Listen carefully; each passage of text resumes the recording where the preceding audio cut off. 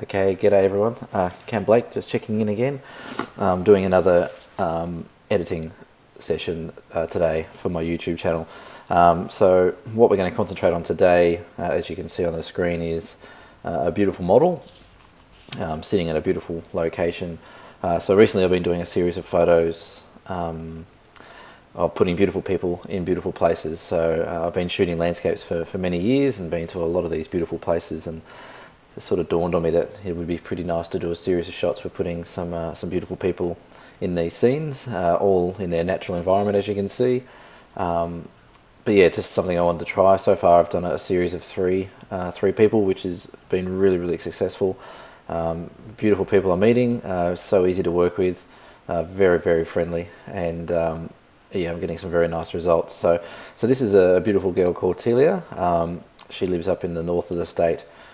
She approached me in relation to doing a shot in this series, and the location that we've shot here is Chasm Falls, which is on the Mother Cummings rivulet, close to the township of Meander, sort of on the foothills of the Great Western Tiers in north central of Tasmania.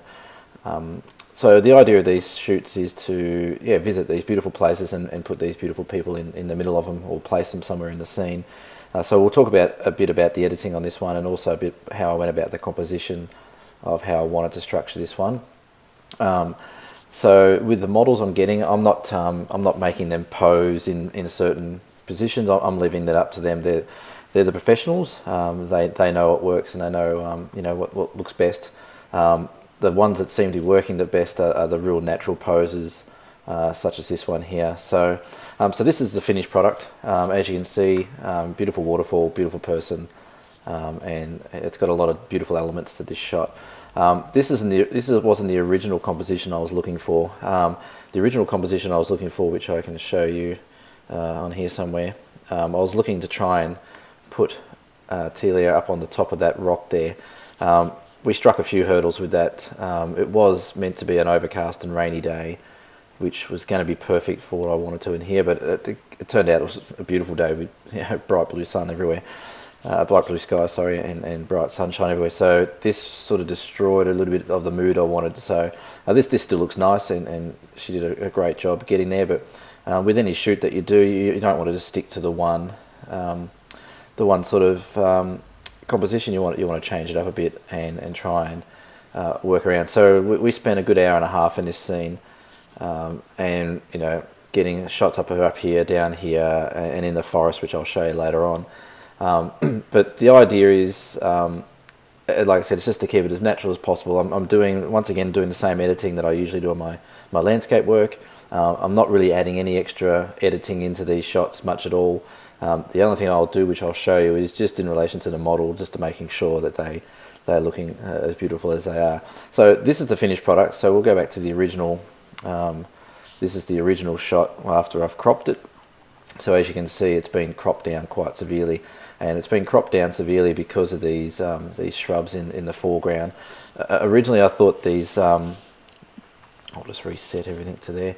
Originally I thought this foreground section would work pretty well. I like this fern here and that there. This is a bit messy, and then I realised it's covering up a lot of that flow off.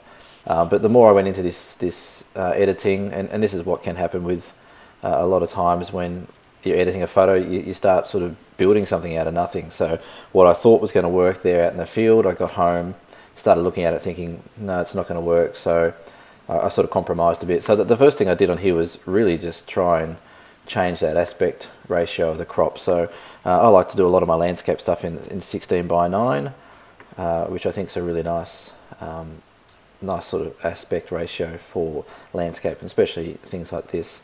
I probably cropped it in a little bit further like that, just to really emphasize.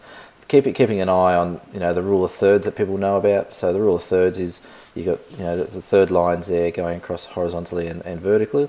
You want to try and keep things of interest on those crosshairs if you possibly can. It's not a rule that can't be broken, but it allows the scene to be really balanced if you can put items of interest on those cross sections. So as you can see, obviously the waterfall's coming in from that right hand third, and she's sitting there on that left hand third. Whether or not we move it up or down, you know, you could probably put a crosshair straight through her. I think I might have had her sitting more so like that. I was quite conscious again of the sunlight, the harsh sunlight in forest. So if you're in a forest shoot and you've got a beautiful bright sunny day above you, it's going to be very, very hard to get decent scenes in the forest. It just becomes very contrasty, very big highlights and very, very rough shadows. It makes it very hard to capture something that becomes interesting. So I think I cropped it down lower, and I think I might have also cropped it a bit more like that. So originally, like I said, those ferns, I was thinking, yeah, they might work. Getting home and having a look, I thought, no, they're just way too distracting. So we'll do a little bit of, like I said, I don't use Photoshop very often, and I'm not the greatest Photoshopper in the world, but getting rid of these things can be fairly straightforward. So as compared to the finished product, you can see there's no fern there, but the water all looks fine. So we'll come back and play with that. Once again, just I start from the right-hand side working down, and as you can see, just with that crop, I've got Telia on that left-hand third. I've still got the waterfall coming through nicely on that on the right-hand third, and it's just a nicely balanced composition. These big rocks, and the other thing, as it sort of evolved this shot, when I saw it in the camera, the first thing I said to her was that she looked like a pixie. She looked quite small compared to the big boulders and the big rocks around here. And the other thing that was taking away from that scale with these ferns, when I came home, I thought they just sort of adding a bit more of a scale, so you can sort of, she doesn't look as small or pixie-like when those ferns are there. So that's one of the reasons I got rid of them. But so working down, obviously a lot of my shots I underexpose by one stop, especially in the forest. I think it allows you a bit more flexibility with your shadows and your highlights and playing with them later on, especially with the waterfall, where you've got really bright highlights coming out of the waterfall, but you've got these beautiful shadow details all through the water and through the rocks here. As you can see up here, shot it at f8. F8 focused on Telia was purely just to make sure that that's the main subject matter of this shot. So we want to make sure that she's super sharp. Using f8 is generally a nice sweet spot for most lenses, where you'll get the maximum sharpness from that lens. ISO 100, everything was shot on a tripod with a 2-second delay on my self-timer. So no cable release, 2-second, let the camera settle, and then it takes its shot. The tricky thing that's happening with these shots at the moment with the models, and I've sort of got to explain to the models before we shoot, is I don't like doing composites, and I don't like sort of doing trickery after the fact. So these are all single frame exposures. As you can see, they're shot at 1 second. So the models have to be quite diligent in staying still for that 1 second, so I can get that water movement without them having a blurry face or a blurry body part or something like that. Again, she was fantastic. They just, like I said, they do what they do. They know what they're doing, and it's great to work with people that are so passionate about their work, and then combining it with my passion. It's really starting to show some beautiful results. So yeah, shot at 12mm, which on full frame equivalent is 24mm. So yeah, typical sort of scene. Like I said, take her out of that and it would just be a normal waterfall scene that I'd shoot anyway. So yeah, working down, once again we work on a bit of the exposure. Keeping an eye on the model. The model's probably more important than what the rest of the landscape's doing, in my opinion, because if you go too dark with a model or too over, you start to blow out skin, and skin's very important. You don't want to be blowing out the highlight of the skins. You don't want to be losing detail and texture in that skin. So keeping an eye on her, and keeping an eye on this waterfall here. Again, the contrast, so I've only just touched that a little bit, maybe half a stop over. Contrast, again, being careful of contrast with portrait work. You don't want, the more contrast you put in, the more eyes become dark, the more detail you lose in hair. She's obviously got quite a lot of tattoos on her there as well, so and that's important as well. That's part of her. She wants to see those details and the tattoos for the photos at the end, so just being careful of that. So a little bit of contrast adding in there, not too much. We'll just play around a bit more with the exposure, just adding a bit more there, keeping an eye on that waterfall.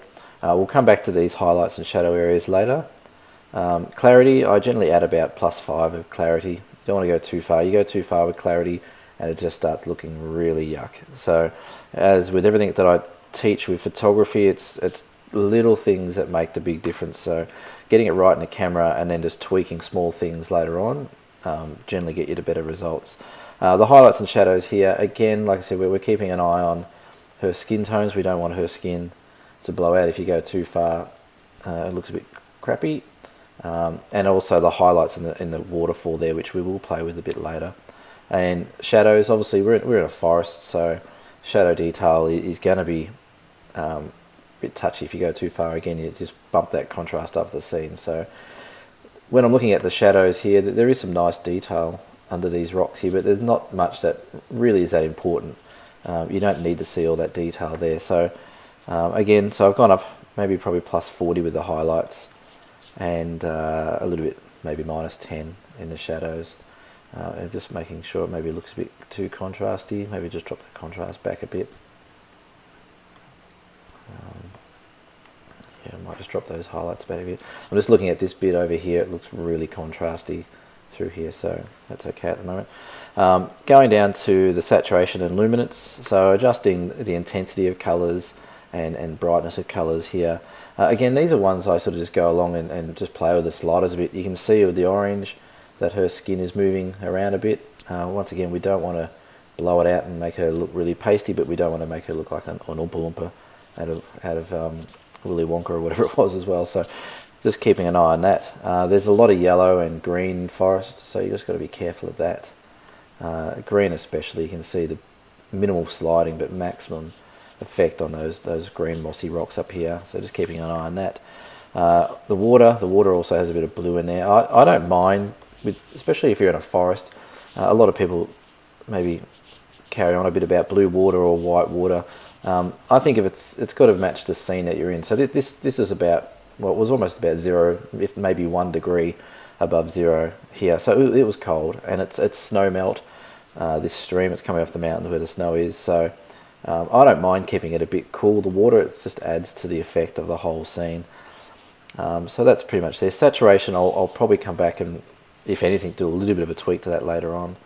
The usual thing I do is sharpening, so I put the sharpening up to about 50 points, and always add a little bit of noise reduction.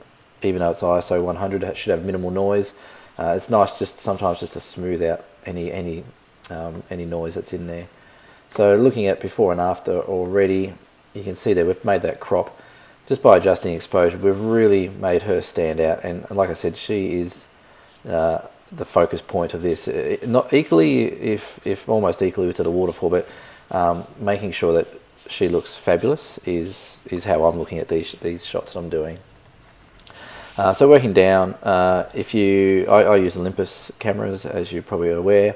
A lot of these chromatic aberration and lens profiles are actually done in camera.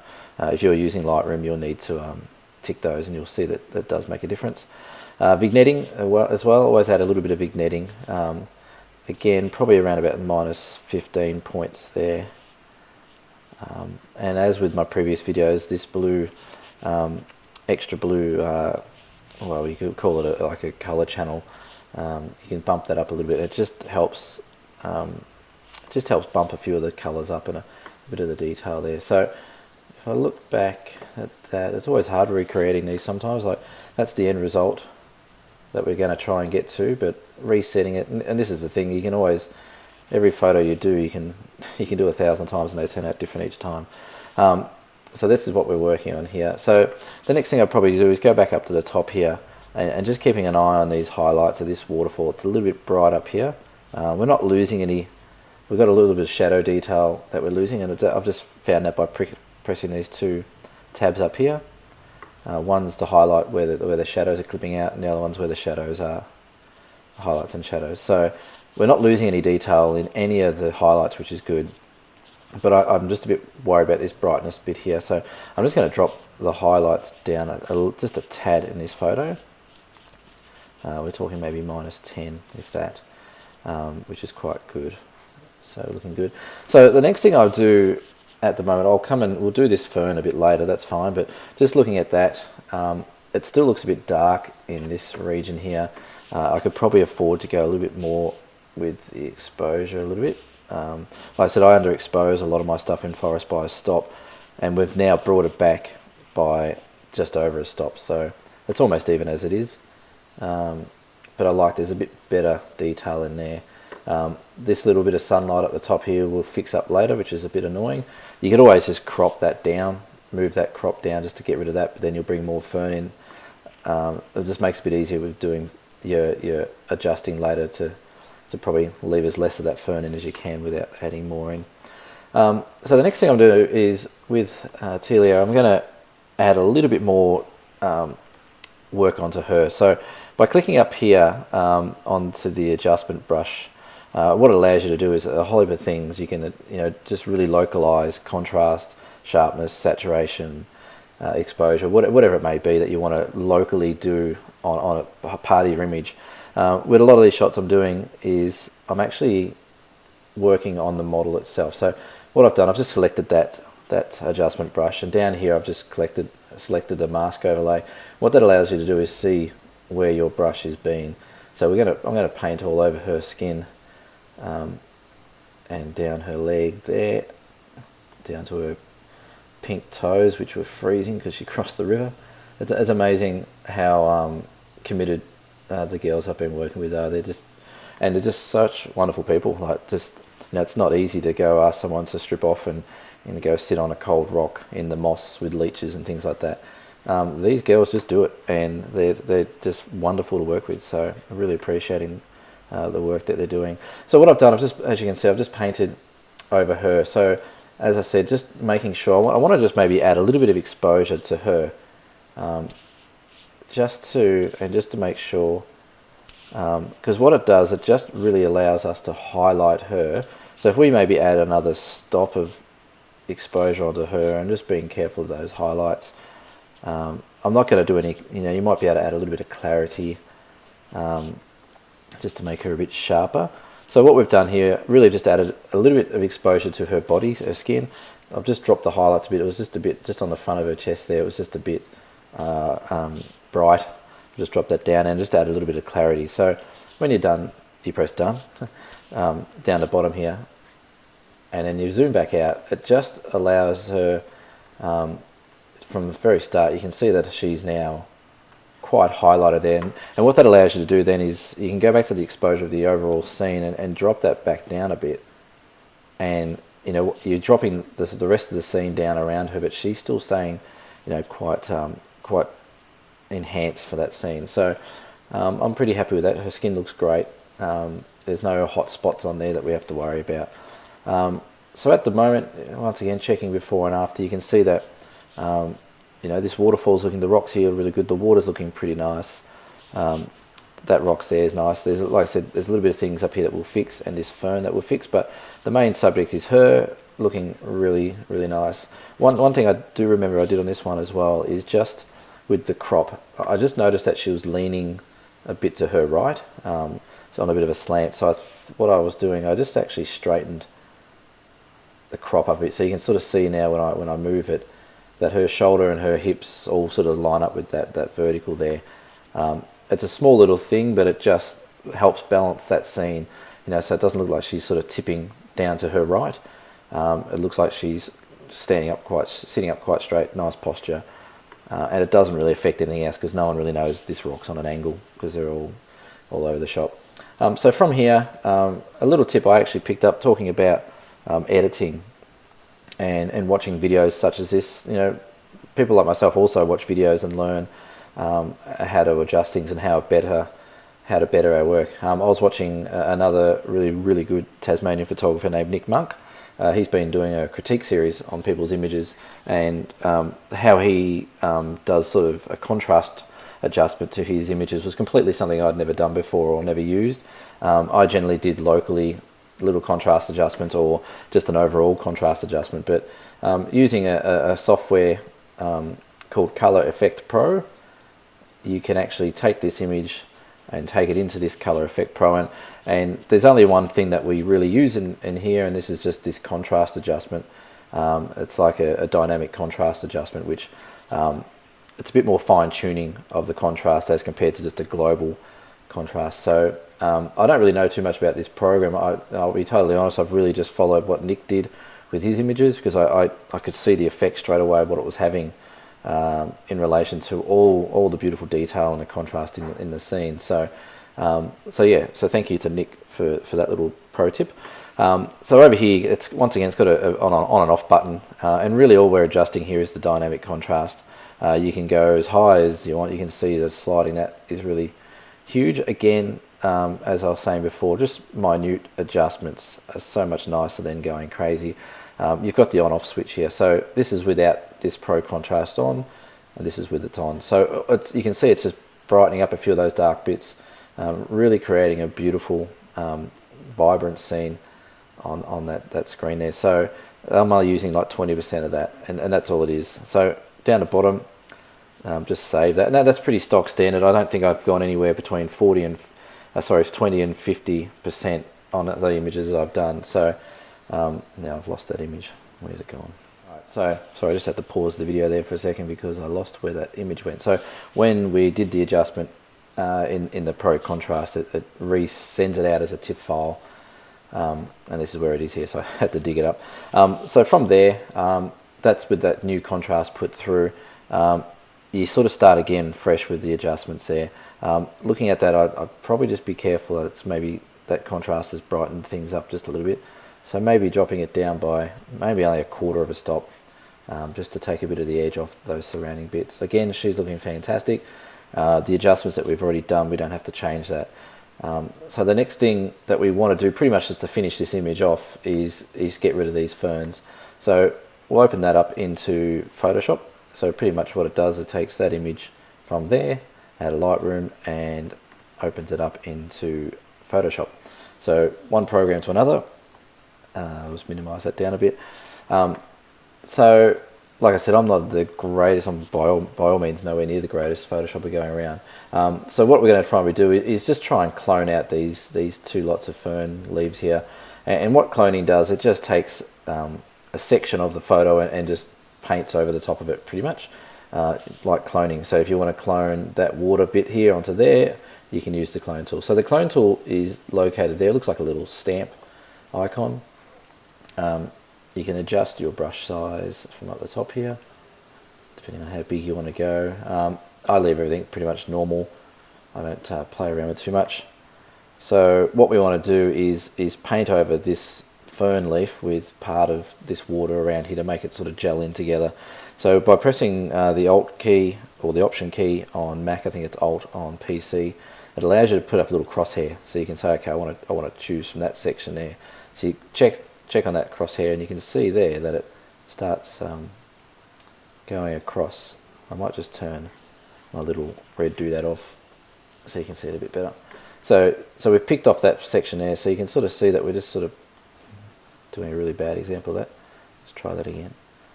So you can see that just by painting over there, and if you go too far, it actually starts painting over what you've already painted. It picks up the same thing again. So it can be a bit of a hit and miss. And like I said, this is a bit of a roughy sort of job, but you can already see there that I might just chuck a bit more of that in there. You can already see because of that mess, that beautiful mess that's made by the water, you can see that it blends in really well, and the eye just picks it up as being part of the water. It doesn't notice that things are really missing out of there. Same again with this bit over here on the corner. We just paint a bit of that through.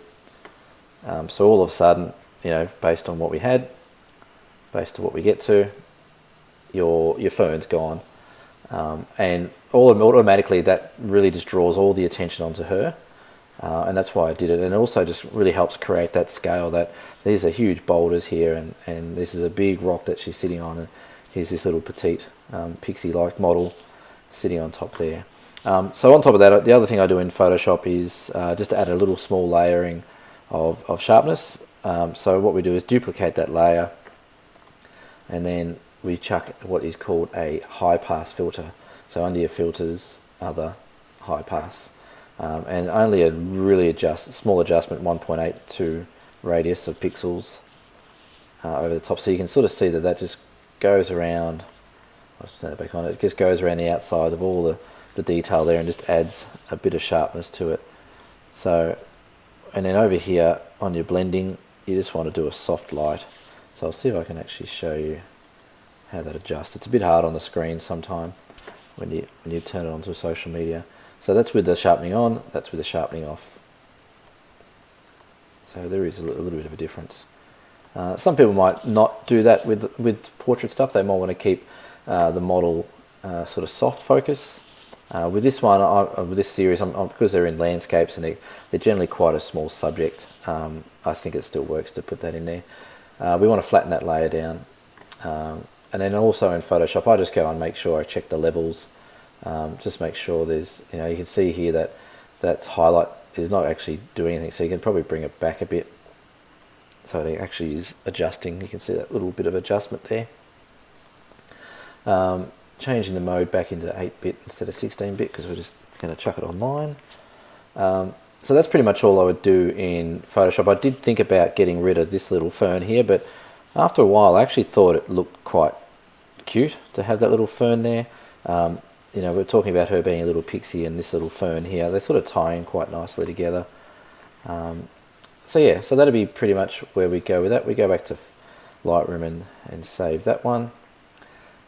So if we go and have a look from where we started from, because it won't do the before and after once you've done it through those two other programs. So we're talking about from there to there. We've got rid of those ferns, and actually we'll go even further. We'll reset it back. So we're going from there to there. And that'd be pretty much all I would do. The other thing maybe is you might want to add, just at the very final stage, you could maybe add a bit of warmth or cool it down a bit, but yeah, you don't need to do that. Like maybe a little bit of warmth and that's it, just to make sure it's nice and warm. But yeah, so that was the shot we did in the Chasm Falls area. Like I said, lovely person, really great to work with. You put beautiful people in these beautiful places, and it just becomes quite easy to create something quite special. We did a series of shots, which I can show you what we did as well quickly. Where are we? Go back to the library and go here. Oh, sorry, I'll just go scroll all the way down here. This is a bit of a unrehearsed. Oh, it's going a bit slow.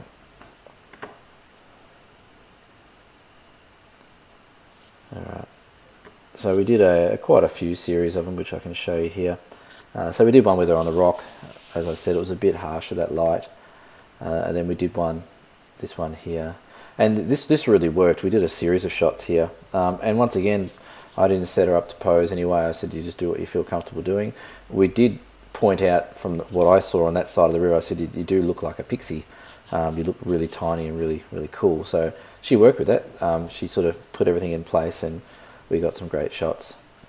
We also moved down the river a bit. So, once again, I was saying in a scene, sometimes you don't have to do too much to get completely different compositions, completely different stories to a photo. Here she is lying on a rock, which looks like a bit of a bed rock anyway. Move her a couple of meters down here to the rest of the rock and look the other way down the river.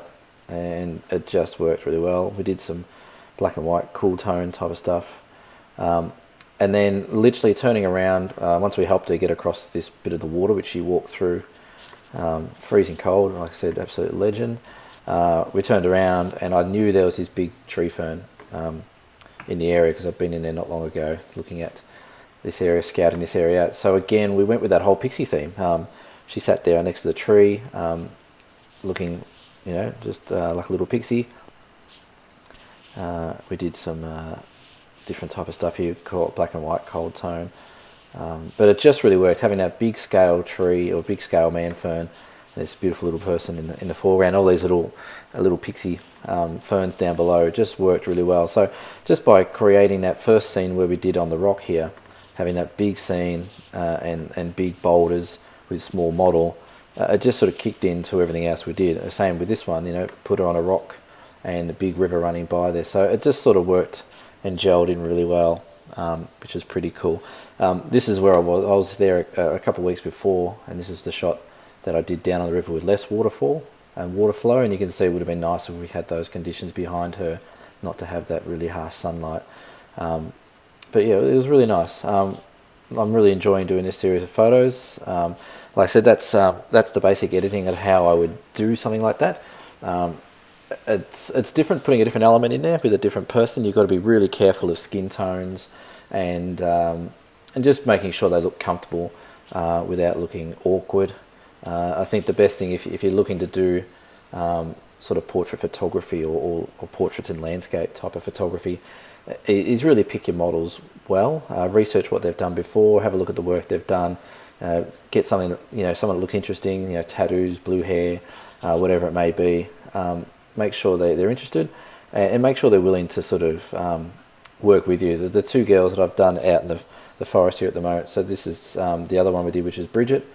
Bridget's another beautiful girl from down here in Hobart.